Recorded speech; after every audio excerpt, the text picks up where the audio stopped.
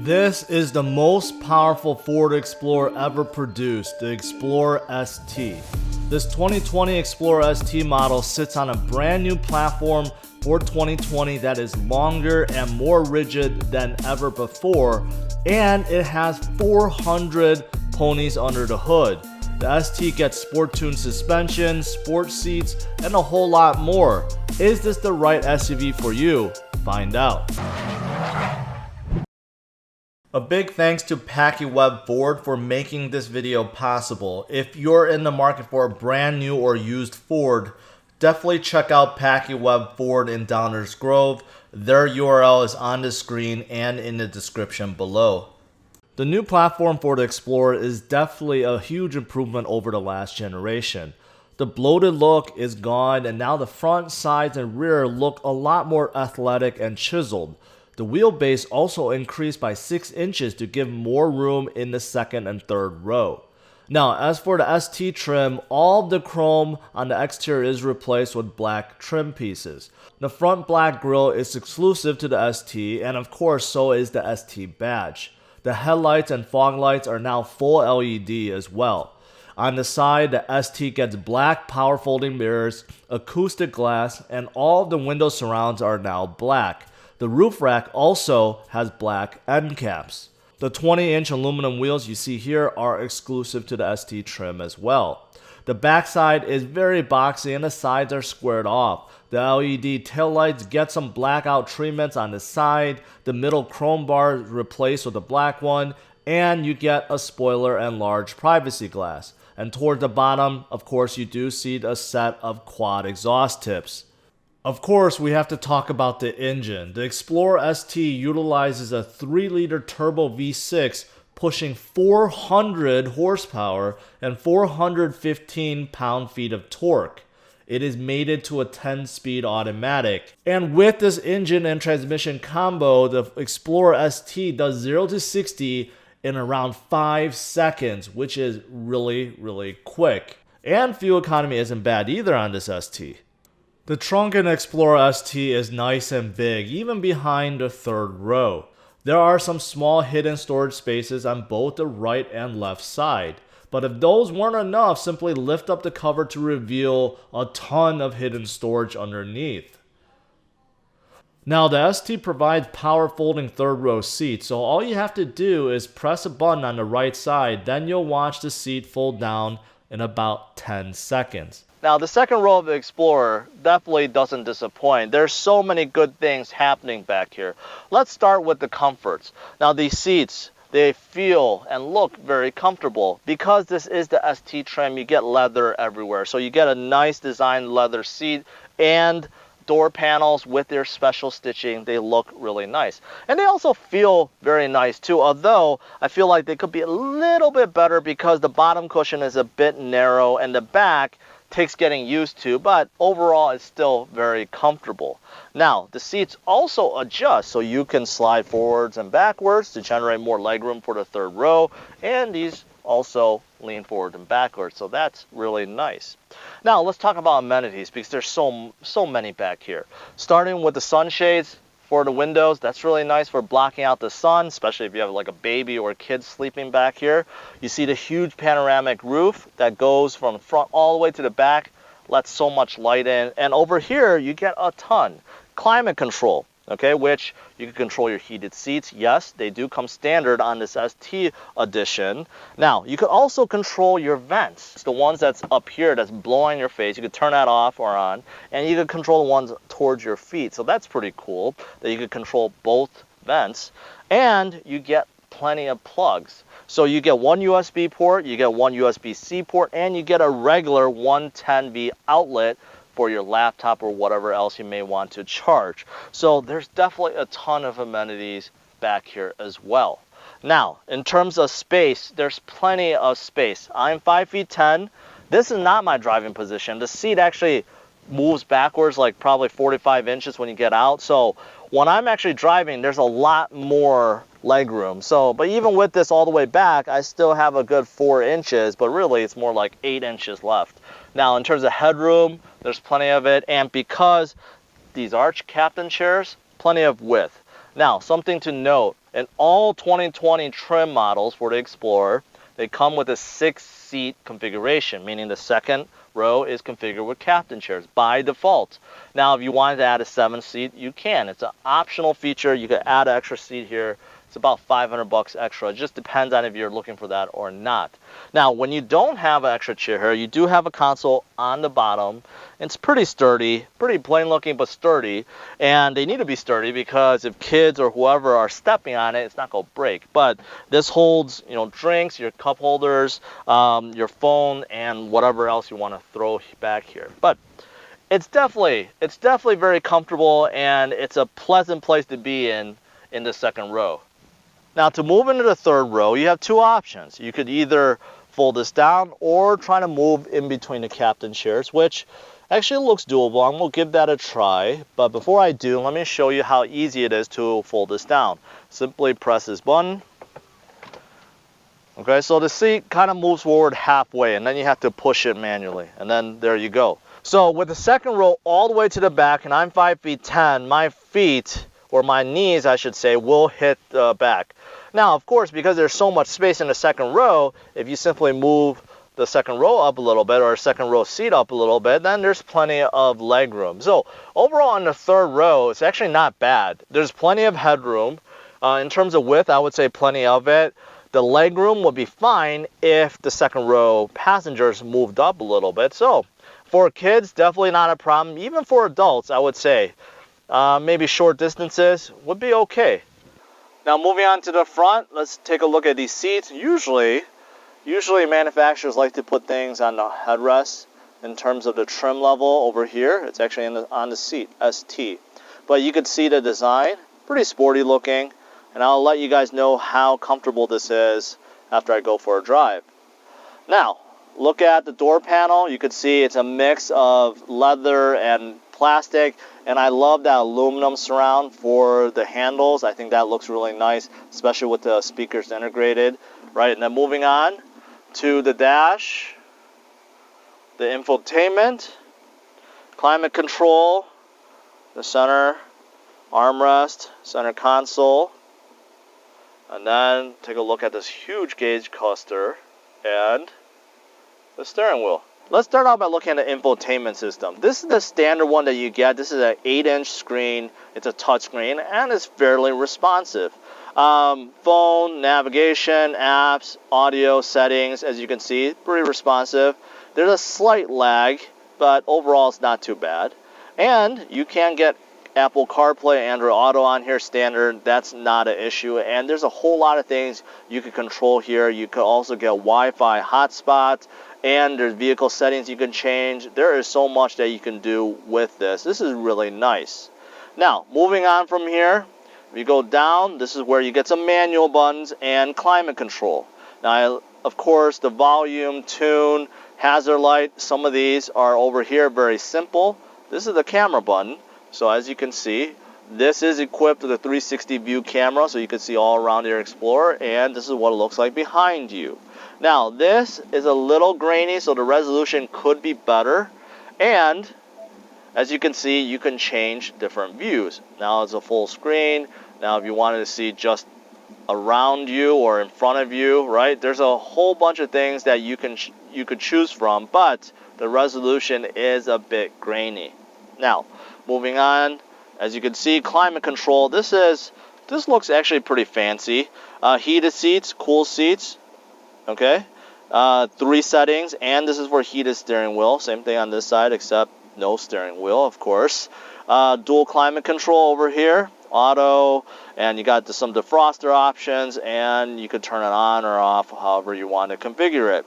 Now, moving down here, just big space you can open up. As you can see, hidden storage over here. It's actually quite massive. There's a lot of space. You got a 12V outlet, another USB and USB-C port, so that's pretty nice. Now you got more space here, I think, for your phone, 2 cup holders, and over here, wireless charging, which comes standard on the ST. Put your phone there and have it charge. Now, Ford is doing what everyone else is doing. Basically, the drive selector is now a circle knob rather than buttons. But I think this is easier than some of the other implementations I've seen. So basically, Park, reverse, neutral, drive. You just simply turn it to where you want. That's pretty simple. If you want to do manual, hit M, right? And this Ford Explorer is equipped with paddle shifters, so we'll be testing that out in a little bit. Now, parking, electronic parking, and then you got drive mode selector. Okay, so this is kind of cool. So if you start turning this, okay, you'll see that the gauge cluster will show you there's a lot of modes to choose from. Now, starting from the very left side, you got tow and haul. Then you got sport mode. Then you have eco. Then you have normal. Then you have slippery. Then you have trail. And then you have deep snow and sand. So that's a lot of drive modes to be selecting. So sport will be the one that I will be testing today. Now, moving on, this is for parking because this Ford Explorer does have the newest parking features where it helps you get in and out of spots. They put the button right here, which is really nice. Engine auto start stop, you can turn that off right here. Hill descent, this is for traction control off. So just a few controls here. Now, what about the armrest? Well, you got a tray here that you can remove. And then you get another 12V outlet and plenty of storage space for whatever you may want to put in there. And it feels nice. All right, up here, pretty standard. You control your lights, right? And, of course, the huge panoramic sunroof, which is really nice. It's tinted by default, so it doesn't let 100% of light in. You probably don't want to anyways. But even with that, it's still letting so much light in. I really love these huge panoramic sunroofs. Unfortunately, this is an optional feature around $1,500, so even on the ST trim, it does not come with this. Next, let's look at the gauge cluster. Now, the gauge cluster is one large 12-inch screen, so that is very, very nice. And of course, it shows you everything that you want to see. Miles per hour, your tach, right? And you can control it. Depending on what your drive mode is, this will look different. So right now I'm in a sport mode one, okay? And you can control what's in the center here by utilizing this. So off-road status, intelligent four-wheel drive, tire pressure for TPMS, your eco coach, and then trip computer, fuel economy, and seatbelts. It'll actually tell you who's wearing their seatbelt and who's not. So this is what it looks like under sport. Now if you say change it to eco, for example, see, it's very different now. Now the tach is removed. There is no more tach because Ford figures if you're in eco mode, you're not going to be revving it that much. But it's kind of cool that every single one does have its own kind of like own display. Let's see what it looks like under normal. There you go. The tach is also not there. So Ford decided that you don't need to see your tach if you're driving in normal. RPM, actually I take that back. It's over here. RPM is on this side rather than fill up over there, and you got fuel over there. So next, let's move on to the steering wheel. I actually really enjoy the feel of this steering wheel. It has a flat bottom, which I'm a big fan of. You see a big ST badge over here.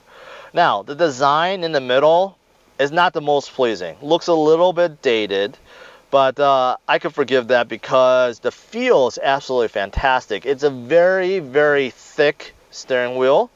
And normally on cars or SUVs that have really thick steering wheels, I'm not a fan of, but on this ST, this feels really nice. I could tell that this was well thought, well designed. It just feels good, and it makes you feel like you're driving something special. So I like this steering wheel feel quite a bit.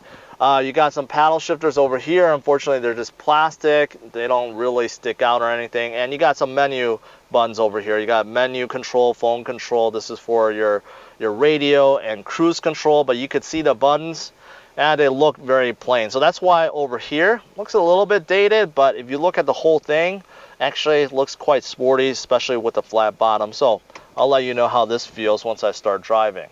All right, let's go for a drive and see how well this Ford Explorer ST handles the roads. Well, first impression is the seating position is pretty high, I've driven a lot of crossover SUVs, and third row large ones. And this is definitely on the taller side. So it definitely gives a really commanding view. Not as high as a truck, but this is up there. The back bolsters is really tight and narrow on my back.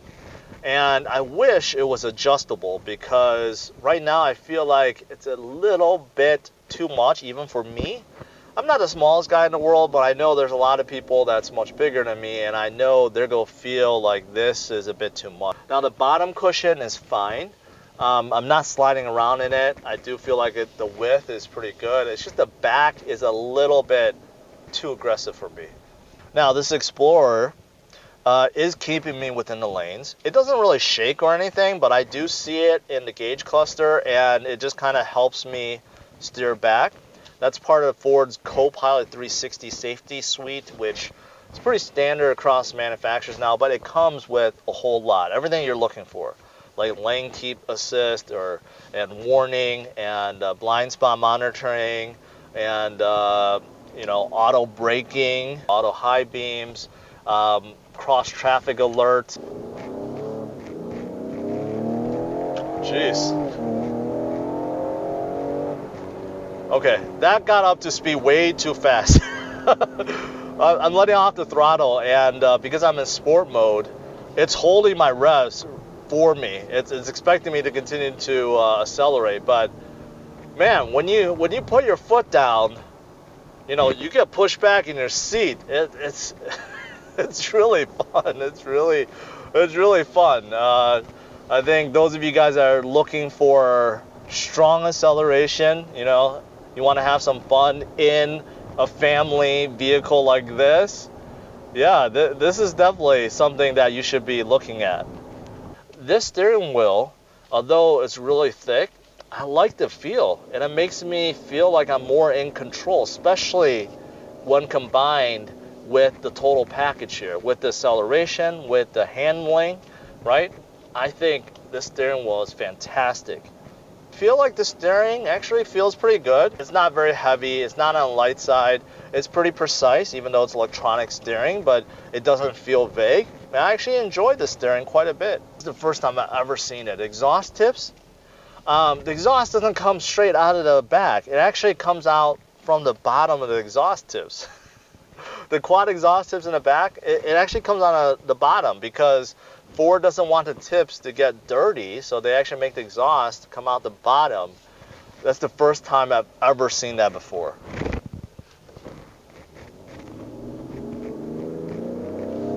See, anytime you put your foot down, you get this acceleration, this burst acceleration. Oh, that's fantastic. When you put the foot down, you get this heavier tone exhaust note that comes through the cabin. I can't tell if that's actually from the outside or it's simulated inside. It's actually quite nice. I really enjoy that sound, but either way, it sounds fantastic. Now, in terms of visibility, no problems here. The windshield, nice and big, really big. Really big. Even though I feel like I'm sitting really high, there's no problems with visibility, no problems with headroom. The windows on the side, the belt line is not very high, the door panel's not very high, so definitely you can see out, no problems at all. Now the rear window's a little bit small, especially when you have the third row headrests up. They do cut into it, but they're on the side, so at least you can see down the middle. But overall, it's a little bit smaller than what I'm used to. Now, weird thing about this drive selector is there is a slight lag, first of all. So when you turn it, you gotta wait a few seconds before it shows up on your gauge cluster to see the drive, the mode that you're going into. And it's in reverse. So if you're turning the selector left, it actually scrolls to the right. And if you're turning to the right, it scrolls to the left for whatever reason.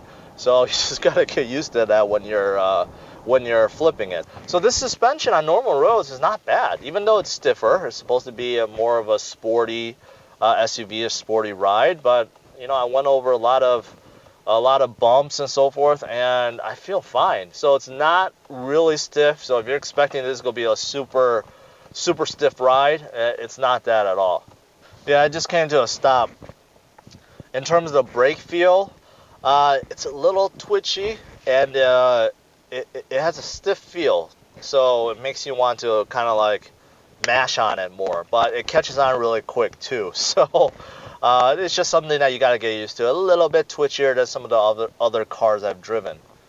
As for pricing, the ST Explorer comes in right around $54,700. It sits right below the Platinum trim. The only option that I have on this test model is that panoramic sunroof. Overall, with destination and the sunroof, it's coming in under $58,000.